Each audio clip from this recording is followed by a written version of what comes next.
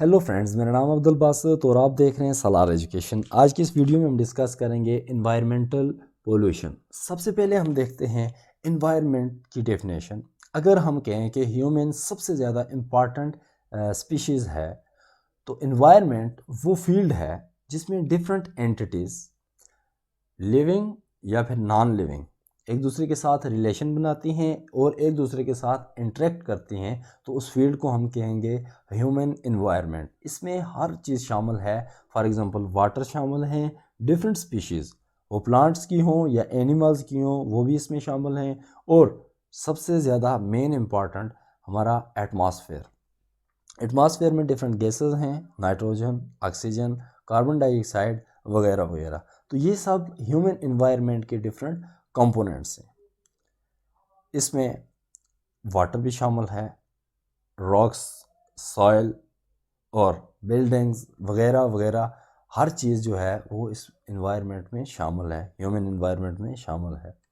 अब हमारा जो कॉन्स्टिट्यूशन है वो डिफ़ाइन करता है इन्वायरमेंट को: air, water, land, all layers of the atmosphere, organic और inorganic matter, ecosystem, ecological relation, buildings वगैरह वगैरह।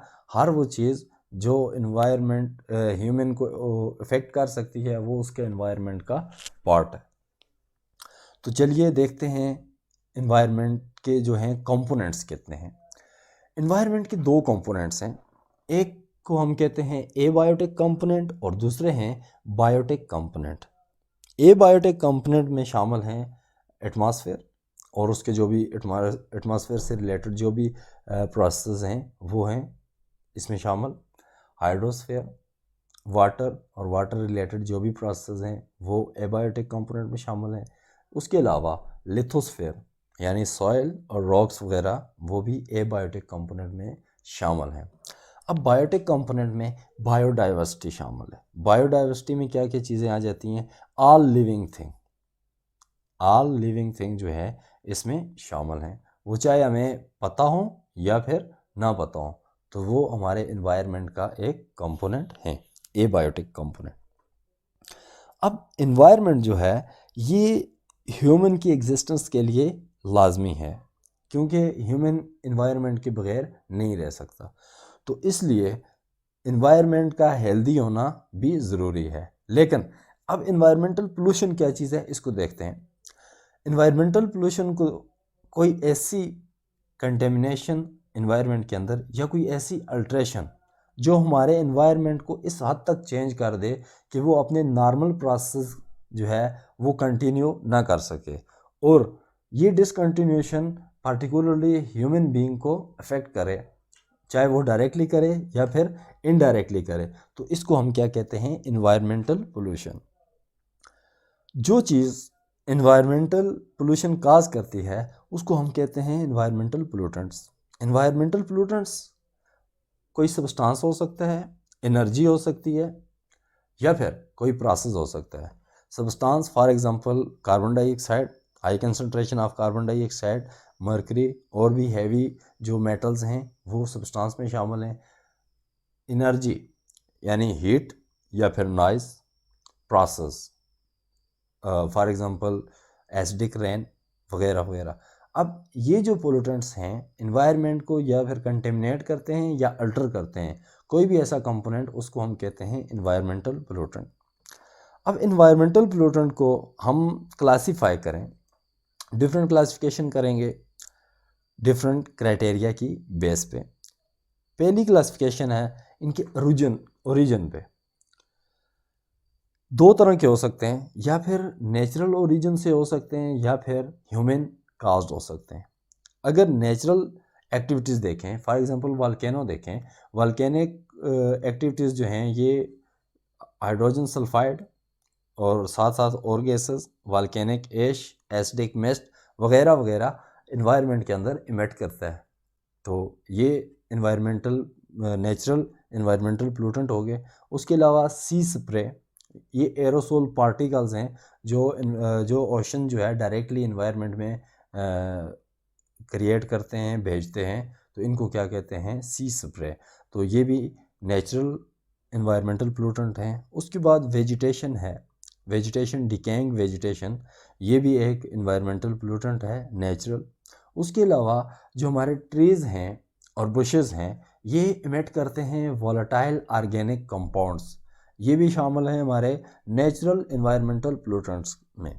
उसके अलावा एंथ्रोपोजेनिक पोल्यूटेंट्स वो हैं जो ह्यूमन एक्टिविटीज़ से की वजह से इन्वायरमेंट में आते हैं। फॉर एग्जांपल पेस्टिसाइड्स, और भी बहुत ज़्यादा हैं जिनको अगली वीडियो में हम डिटेल में डिस्कस करेंगे, फ़िलहाल एक एग्जांपल देख लेते हैं। उसके अलावा हैवी मेटल्स वगैरह ये इंडस्ट्रियल एक्टिविटीज़ से आती हैं। पेट्रोलियम प्रोडक्ट्स हैं जो वाटर में आ जाते हैं। इस तरह और भी बहुत हैं एंथ्रोपोजेनिक पोल्यूटेंट। अब ये होगी पहली क्लासिफिकेशन। अगर दूसरी क्लासिफिकेशन देखें कि नेचर में वो कब पोल्यूटेंट बनते हैं, यानी उसकी एग्जिस्टेंस की बेस पे देखें, दो तरह के हैं।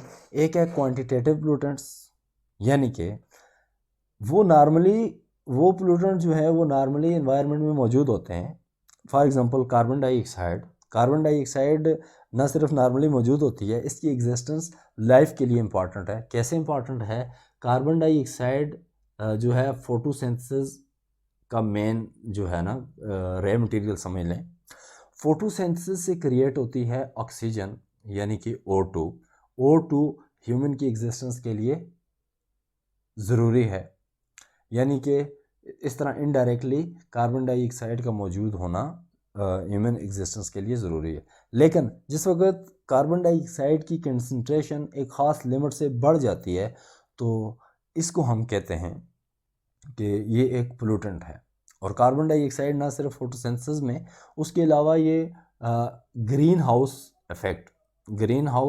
इफ़ेक्ट काज करता है जो अर्थ का टेम्परेचर मेंटेन करता है, और टेम्परेचर की वजह से ह्यूमन एग्जिस्टेंस पॉसिबल है। लेकिन जब इसकी कंसंट्रेशन एक हद से बढ़ जाती है तो green house effect enhanced green house effect बन जाता है।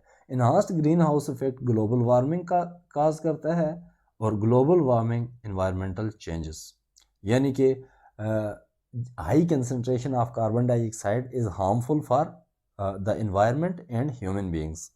और जो है क्वालिटेटिव पोल्यूटेंट्स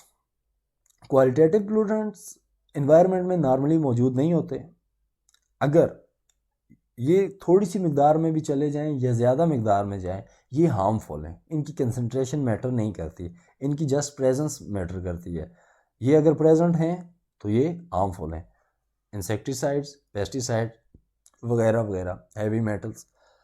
तो ये हो गए क्वालिटेटिव पोल्यूटेंट्स। अगर नेक्स्ट हम इनकी क्लासिफिकेशन देखें, वो इन्वायरमेंट में जाते कैसे हैं इस बेस पे देखते हैं।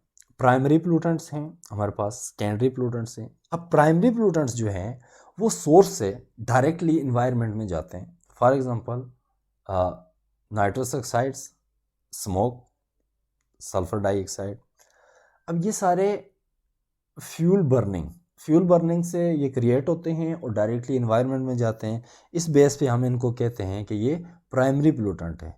अब सेकेंडरी पोल्यूटेंट्स वो हैं जो इन्वायरमेंट में बनते हैं। अब इन्वायरमेंट में दो तरह से बन सकते हैं, या ये आपस में करेंगे रिएक्शन, या फिर ये इन्वायरमेंट के कंस्टिट्यूएंट जो कंपोनेंट्स हैं उनसे करेंगे। फॉर एग्जांपल ऑक्सीजन है, जब लाइट मौजूद होती है तो ये ऑक्सीजन के साथ ही रिएक्ट करके ओजोन बना देती है।